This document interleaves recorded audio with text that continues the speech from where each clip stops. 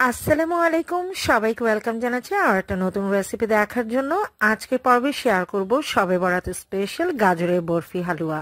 একদম সহজ রেসিপিতে তৈরি এই বরফি হালুয়াটা খেতে কিন্তু ভীষণ মজার হয় আর তৈরি করা খুবই সহজ। তো চলুন ঝটপট মূল রেসিপিটা দেখে নেওয়া যাক। গাজরের বরফি হালুয়াটা তৈরি করার জন্য আমি প্রথমে প্যানে নিয়ে নিচ্ছি গ্রেট করে রাখা গাজর। এখানে 1 কেজি পরিমাণ গাজরকে আমি এরকম মিহি করে গ্রেট করে নিয়েছি, অর্থাৎ গ্রেটারের যে সবচেয়ে ছোট ছিদ্র রয়েছে সেটা দিয়ে কিন্তু আমি গ্রেট করে নিয়েছি। আর এইভাবে গাজরের হালুয়া তৈরি করলে কিন্তু কম সময়ে আপনারা এটা তৈরি করে নিতে পারবেন কোনো প্রকার বাটাবাটির ঝামেলা ছাড়াই। এর জন্য আমি এখানে দিয়ে দিচ্ছি মেজারমেন্ট কাপে 1.5 কাপ পরিমাণ চিনি। তবে আমি কিন্তু অফ ক্যামেরায় আরো হাফ কাপ চিনি অ্যাড করেছিলাম।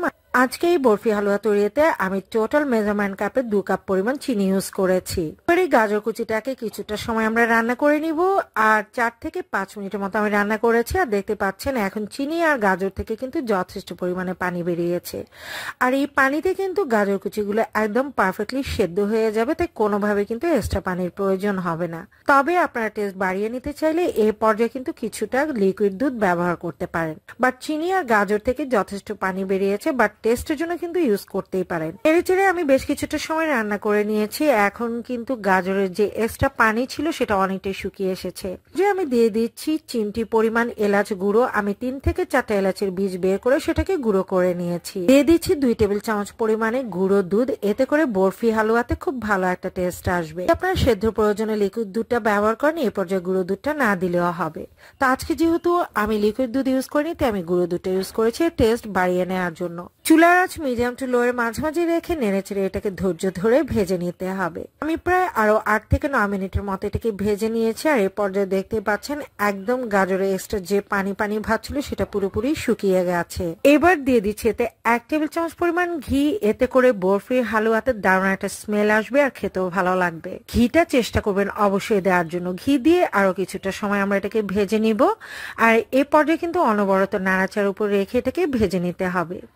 একটা সময় দেখবেন যে এটা প্যানের গা ছেড়ে দিচ্ছে, অর্থাৎ প্যানের কোথাও এটা লেগে যাচ্ছে না, গা ছেড়ে দিচ্ছে আর বেশ আঠালো স্টিকি টাইপের হয়ে গেছে। তাহলে বুঝতে হবে যে আপনার বরফি হালুয়াটা তৈরির জন্য এটা পারফেক্টলি রেডি হয়ে গেছে। আমি যে পাত্রে বরফি হালুয়াটাকে সেট করব সেখানে আমি আগে থেকে কিছুটা পরিমাণে তেল ব্রাশ করে নিয়েছি। আপনারা চাইলে এখানে ঘিটাও ব্রাশ করে নিতে পারেন, এতে করে খুব ইজিলি কিন্তু বরফি হালুয়াগুলো উঠে আসবে। এবার যে মিশ্রণটা রেডি করে রেখেছিলাম সেই মিশ্রণটা দিয়ে দিচ্ছি, আর একটা স্প্যাচুলার সাহায্যে আমি এটাকে সমান করে স্প্রেড করে নিচ্ছি। চাইলে স্প্যাচুলার গায়ে কিছুটা ঘি মাখিয়ে নিতে পারেন, এতে করে এটা লেগে যাবে না। তো ভালোভাবে এটাকে আমি স্প্রেড করে নিচ্ছি। আমি স্কোয়ার শেপে এটাকে স্প্রেড করে নিয়েছি, আপনারা চাইলে রাউন্ড শেপে এটাকে স্প্রেড করে নিতে পারেন, কোনো প্রবলেম নেই। তো একদম সমানভাবে এটাকে আমি স্প্রেড করে নিয়েছি, দেখতে পাচ্ছেন। এবার উপরে কিছুটা আমি কাঠবাদাম ও পেস্তা বাদাম কুচি ছড়িয়ে দিচ্ছি, এতে করে খেতেও ভালো লাগবে আর দেখতেও ভালো লাগবে। কাঠবাদাম আর পেস্তা বাদাম কুচি দিয়ে ভালো করে আবার একটু স্প্যাচুলার সাহায্যে আমি চেপে চেপে সেট করে দিচ্ছি, যাতে এগুলো ঝরে পড়ে না যায়। গরম থাকা অবস্থায় কিন্তু কাজটা করে নিতে হবে, তা না হলে বাদাম কুচিগুলো দেখবেন একটা সময় ঝরে পড়ে যাবে। তাই গরম থাকা অবস্থাটাকে চেপে চেপে ভালোভাবে সেট করে নিতে হবে। এই পর্যায়ে আমি অপেক্ষা করছি এই বরফি হালুয়াটা পুরোপুরি ঠান্ডা হয়ে যাওয়ার জন্য।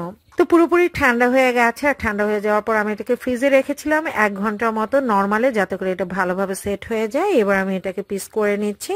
আপনাদের পছন্দ মতো যে কোনো শেপে এটাকে কেটে নিতে পারেন, বাট আমি স্কোয়ার শেপে এটাকে কেটে নিচ্ছি। আর দেখতে পাচ্ছেন যে এই বরফি হালুয়াটা কতটা পারফেক্ট হয়েছে। এটা কিন্তু খুব বেশি হার্ড হবে না, অর্থাৎ শক্ত হবে না, খেতে ভেতর থেকে বেশ জুসি টাইপের হবে। আর এইভাবে বরফি হালুয়াটা তৈরি করলে খেতে ভীষণ ভালো লাগে। আপনারা একবার হলো ট্রাই করে দেখতে পারেন। আমি সবগুলো স্লাইসে কিন্তু সার্ভ করে নিয়েছি, আর দেখতে পাচ্ছেন এটা দেখতে কতটা লোভনীয় হয়েছে। শুধু যে দেখতে লোভনীয় হয়েছে তা কিন্তু নয়, খেতে কিন্তু ভীষণ টেস্টি ছিল। যদি আমার রেসিপিটি আপনাদের কাছে ভালো লেগে থাকে তাহলে প্লিজ লাইক, কমেন্ট এবং শেয়ার করে দিবেন। যারা আমার ফেসবুক পেজ থেকে রেসিপিটি দেখছেন প্লিজ আমার পেজটাকে ফলো দিয়ে সাথেই থাকবেন। আজকের মতো এখানে বিদায় নিয়ে নিচ্ছি। সবাই ভালো থাকবেন, সুস্থ থাকবেন। আল্লাহ হাফেজ।